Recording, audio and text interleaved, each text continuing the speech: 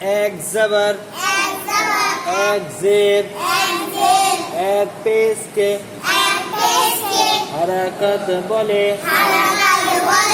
যে অক্ষরের উপর জবর জের পেশ হয়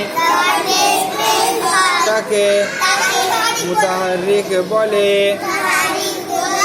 তাকে কি বলে বলো? মুতাহারিক বলে। আচ্ছা, পেশ যুক্ত অক্ষরকে তাড়াতাড়ি পড়া, মোটেও না টানা, মারুফ পড়া, মুজুল আওয়াজ থেকে বাঁচা, পেশের আওয়াজ কোন দিকে যায়? হ্যাঁ, পেশের আওয়াজ কোন দিকে যায়? আর মুখ গোল হয়, আর মুখ কি হবে? গোল করা হয়। তাহলে লামে পেশ আছে, লাম পেশ হলে কি হবে? লাম পেশ লু। আর সায়ে যদি পেশ হয় তাহলে সা পেশ হলে কি হবে? সু। দুটো একসঙ্গে রিডিং করতে হবে। লুসু বলো, লুসু লুসু লুসু লুসু লুসু। লাম পেশ লু, সা পেশ সু, লুসু লুসু লুসু লুসু। হ্যাঁ, লামে পেশ আছে তাহলে লামকে কি বলবো? হ্যাঁ, লামকে কি বলবো? মুতাহারিক। সায়ে পেশ আছে তাহলে সাকে কি বলবো? মুতাহারিক। সাকে কি বলবো বলো? মুতাহারিক। তারপরে লুসু লুসু। কাবে পেশ আছে তাহলে কি উচ্চারণ হবে? কু। কাবে পেশ হলে কি রিডিং করব? কু। কাবে পেশ হলে কি রিডিং করবো বলো? কু। ফায়ে পেশ হলে কি রিডিং করব? ফু। কি হবে বলো? ফু। তাহলে দুটো একসঙ্গে হলে কি হলো? কুফু বলো, কুফু। আবার বলো কুফু, আবার বলো কুফু, বলো কুফু কুফু কুফু কুফু। কাফ পেশ ফা পেশ দুটো একসঙ্গে হলে কুফু কুফু কুফু। তাহলে কাপে পেশ আছে তাহলে কাপকে কি বলবো? মুতাহারিক বলে। কি বলে বলো? কাপকে মুতাহারিক বলে। ফা পেশ আছে তাহলে কি হবে? ফাকে কি বলবো? মুতাহারিক বলবো। কেন বলবো মুতাহারিক? হ্যাঁ, উপরে পেশ আছে বলে কি বলবো? মুতাহারিক বলবো। জাবার জের পেশ যে অক্ষরটার উপরে থাকবে তাকে কি বলবো? মুতাহারিক বলবো। মুতাহারিক আলা অক্ষরকে কি করে পড়তে হয়? তাড়াতাড়ি পড়া। চলো বলো হুফু হুফু হুফু হুফু হুফু।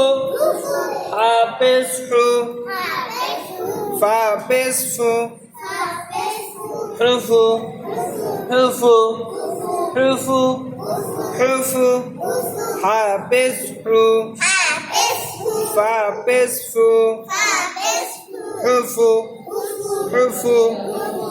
তুবু তুবু তুবু। তা পেশ তু, বা পেশ বু, তুবু তুবু তুবু তুবু তুবু। হ্যাঁ, কুতু কুতু কুতু। তা পেশ কু, তা পেশ তু, কুতু কুতু কুতু কুতু। কাপের উপরে পেশ আছে কাকে কি বলবো? মুতাহারিক। তার উপরে পেশ আছে তাকে কি বলবো? মুতাহারিক। তাহলে কাপে পেশ হলে রিডিং কি হবে? কাপের উপরে পেশ আছে রিডিং কি হবে? কু। কি হবে বলো? কু। আর তার উপরে পেশ আছে তার রিডিং কি হবে? তু। কি হবে বলো না? তু। তাহলে দুটো একসঙ্গে কি হলো? কুতু। কি হলো দুটো একসঙ্গে? কুতু। বলো কুতু। এটা কি অক্ষর? খ। খয়ে পেশ হলে কি হবে? খ পেশ। খয়ে পেশ রিডিং বলো। খয়ের উপরে পেশ হলে রিডিং কি হবে? খয়ের উপরে পেশ হলে রিডিং কি হবে বলো? খু। লামের উপরে পেশ আছে, লামের উপরে পেশ আছে, লামকে কি হবে? রিডিং লু। তাহলে দুটো একসঙ্গে কি হবে? কুলু। আমাদের প্রথমে রিডিং করতে হবে। তাহলে বলো কি বলবো? কুলু। বলো কুলু। আবার বলো কুলু। খুলু বলো, খুলু। আবার বলো, খুলু, খুলু। হপেস খু, লাম্পেস লু, খুলু, খুলু, খুলু, খুলু। হপেস খু, লাম্পেস লু, খুলু, খুলু, খুলু। খয়ের উপরে পেশ আছে তাহলে খকে কি বলবো? মুতাহারিক। লামের উপরে পেশ আছে লামকে কি বলবো? মুতাহারিক। মনে থাকবে জাবার জের পেশ যে উপরে থাকবে তাকে কি বলবো? মুতাহারিক। আর পেশ যুক্ত অক্ষর কি করে করতে হয়?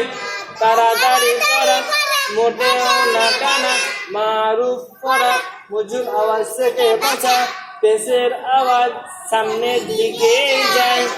আর মুখ, আর মুখ কি হয়? মুখ